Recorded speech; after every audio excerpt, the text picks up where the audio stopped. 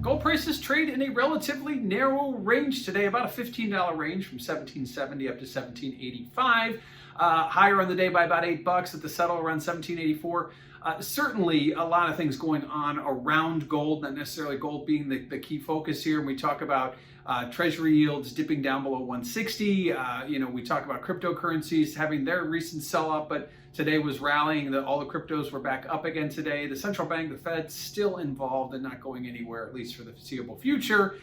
A lot of things moving around. Gold has been struggling in 2021, but has been able to get its sea legs back up under it and has nudged up to that 1800 mark several times over the last week, but unable to push through. And we saw that again yesterday in a quick turnaround. At this point, gold's going to have to either make a big move north of 1800, or we're going to probably see things get back closer to 1750. That's kind of been the range since the middle of April, that 1750 to 1800 range.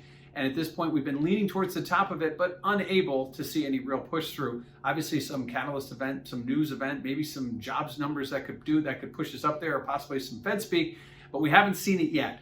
And at this point, gold will continue to wait and watch. And of course, it's going to be watching those treasury yields, which it has a tough time fighting against. Likewise, it also losing a lot of its allure from the cryptocurrency fad that has hit over the last year and a half. So at this point, gold price is up today, interestingly enough.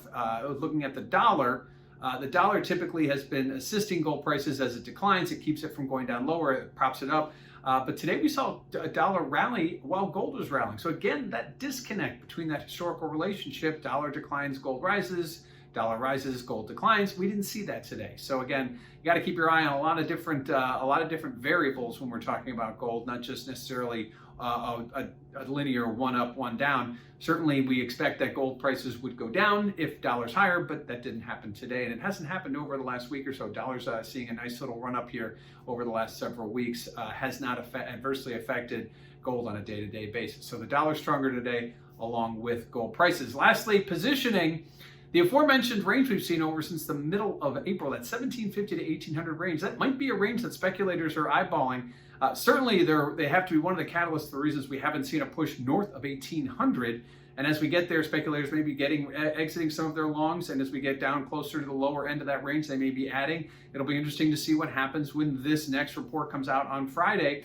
Certainly, speculators are a big part of the flow when we talk about gold prices, and certainly, while gold has seen a lot of exiting of long positions, it's certainly speculators can turn around on a dime and be very, very influential in pricing. So keep an eye on that CFTC report. It comes out again on Friday afternoon.